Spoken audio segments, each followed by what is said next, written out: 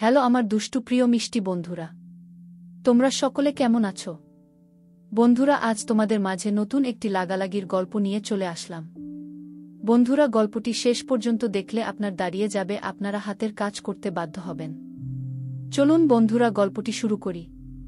বাহিরে ঝুম বৃষ্টি হচ্ছে, শীত নামার আভাস শুরু হয়ে গিয়েছে। রূপছাদে গিয়ে কাক ভেজা হচ্ছে, লাল শাড়ি পরেই ভিজছে। ভিজতে আসার আগে রূপ ইমিকে বলেছিল, চল বৃষ্টিতে ভিজতে যাই। ইমি ঠান্ডা লাগার ভয় আসেনি। উৎসব দূর থেকেই দেখছে রূপ বৃষ্টিতে লাফালাফি করছে, কিন্তু ভেজা শাড়িতে উৎসব একবারের বেশি রূপের দিকে তাকাতে পারছে না। বৃষ্টি শেষ হতেই রূপ জামাকাপড় পাল্টে ঘরের বাহিরে বের হল। উৎসব ও রূপের পেছন পেছন গেল। রূপ খালি পায়ে শৈবাল পরা ইটের রাস্তা দিয়ে হাঁটছে। শৈবালগুলো পিছলে প্রজাতির নয়, ইটের মধ্যে এক প্রজাতির ঘাস ঘাস শৈবাল হয়ে থাকে।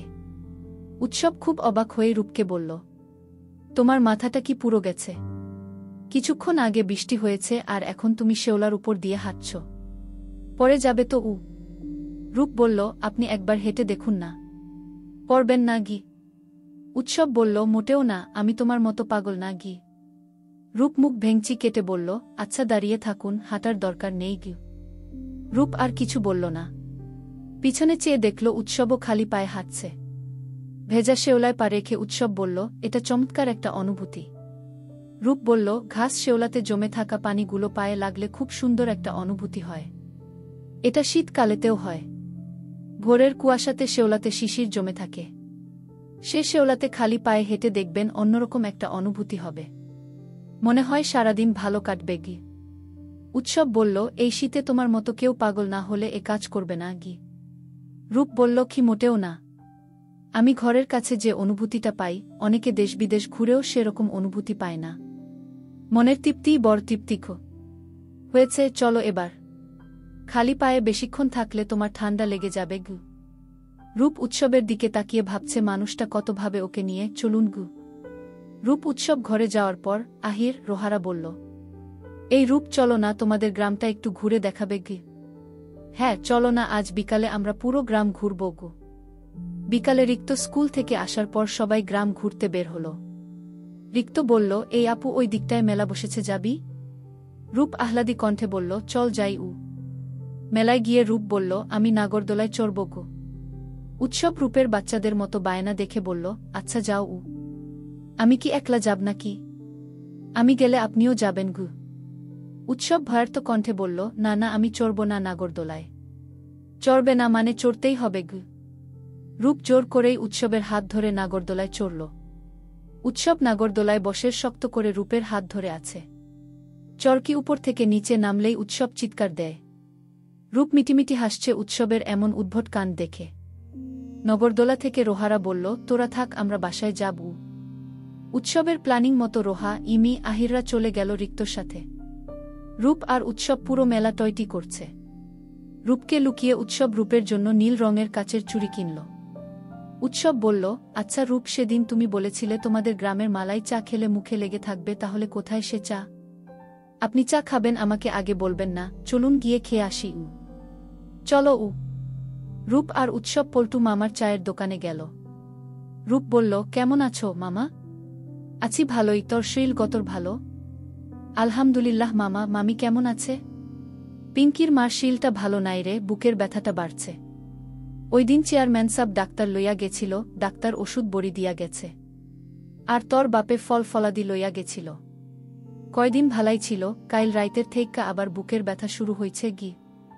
আমি বাসায় গিয়ে আব্বুকে বলবো, আবার ডাক্তার নিয়ে যাবে গু। আচ্ছা কইস, এখন কি খাবি? চাচা 2 কাপ মালাই চা দাও। কিছু সময়ের ভেতর চা চলে এলো। উৎসব চায়ের এক চুমুক দিয়ে বলল, ওয়াও, ইটস টেস্টিক। রূপ বলল, হুম, বলেছিলাম তো। চা শেষ করে রূপ বলল, চলুন একটা জায়গায় নিয়ে যাব। কোথায়? চলুন না। উৎসব রূপের সাথে যেতে লাগল। রূপ উৎসবকে নিয়ে নদীর পার গেল। রূপ বলল, আগে প্রতিদিন বিকেলে আমি এখানে আসতাম গে। তাই নাকি? হুম, জায়গাটা খুব সুন্দর গু। হুম, এখানে বসুন গু। উৎসব বসল ঘাসের উপর, রূপ উৎসবের পাশে বসল। কন্যা সুন্দরী রোদ রূপের মুখে এসে পড়েছে। উৎসব মুগ্ধ হয়ে চেয়ে রইল, এই রোদে রূপকে আরও বেশি সুন্দর লাগছে। উৎসব বলল, একটা কথা বলবো? বলুন না গি। লাল শাড়িতে তোমাকে এতটা সুন্দর লাগবে আমি কখনো ভাবিনি গি। রূপ একটু লজ্জা পেল, কিছু বলল না। অন্যদিকে চেয়ে রইল। কিছুক্ষণ চুপ থেকে উৎসব আবার বলল, ভেজা শাড়িতে তোমায় রূপ চমকে উঠল, তার মানে ছাদে যখন ও বৃষ্টিতে ভিজছিল উৎসব দেখছে। ভেজা শাড়িতে দেখেছে। রূপ বিস্ময় সামলিয়ে বলল, ভেজা শাড়িতে আমায় কি? অর্ধেক কথা বলছেন কেন? না থাক, বললে তুমি লজ্জা পাবে গু। রূপ বাচ্চাদের মতো বায়না করছে, না লজ্জা পাবো না, বলুন গু। আমি বলতে পারবো, কথাটা শুনে তুমি ইতস্তত বোধ করবে গু। রূপ নাক ফুলিয়ে বলল, করব না, বলুন গু। উৎসব বলল, আচ্ছা বলছি গু। বলুন গু। উৎসব রূপের চোখের দিকে তাকিয়ে বলল, ভেজা শাড়িতে তোমায় খুব আবেদনময় লাগে গু। রূপ প্রায় সাথে সাথেই উৎসবের চোখ থেকে ওর চোখ সরিয়ে ফেলল।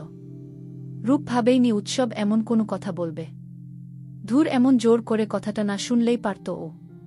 কেন শুনতে গেল? এখন তো উৎসবের দিকে আর লজ্জায় তাকাতে পারবে না ও।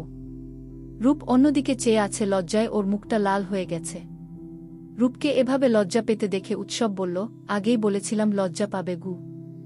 রূপ বলল, মোটেও আমি লজ্জা পাইনি গি। উৎসব বলল, সন্ধে হয়ে এসেছে, বাসায় যাওয়া যাক উ। চলুন খ। বাসায় ফিরতে হালকা অন্ধকার হয়ে এলো। আজ বৃষ্টি হয়েছে, তাই মনে হচ্ছে সন্ধেবেলাতেই অনেক রাত হয়ে গেছে। রূপ উৎসব বাসায় এসে দেখল পুরো বাড়ি অন্ধকার হয়ে রয়েছে। রূপ বলল, এই সময়ে কারেন্ট নেই? বাসার সবাই কোথায়? কোনো আলো জ্বালায়নি। রূপ মালা বেগমকে ডাকতে লাগল। মালা বেগমের কোনো সাড়া শব্দ না পেয়ে রিক্তকে ডাকল। সাথে সাথে ইমি, রোহাদেরও ডাকল। রূপ অবাক হয়ে উৎসবকে বলল, সবাই গেল কোথায়? হঠাৎই পেছন থেকে উৎসব রূপের চোখ ধরে সিঁড়ি দিয়ে উঠতে লাগল। রূপ বিস্ময়কর গলায় বলল, উৎসব কোথায় নিয়ে যাচ্ছ?